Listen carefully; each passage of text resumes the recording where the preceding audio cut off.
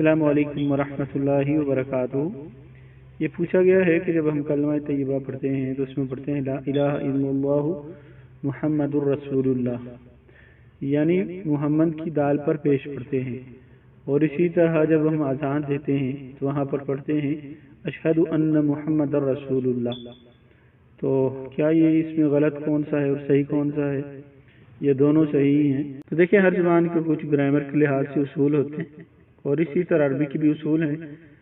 असल में लफ्ज़ मुहम्मद रसूलुल्लाह ही है, लेकिन जब अन्ना इसके ऊपर शामिल होता है, इसमें शामिल होता है, अन्ना दाखिल होता है, तो क्या होता है, ये अपने से अगले वाले इसम को ये मंसूब बना देता है, मरफू से मंसूब बना देता है।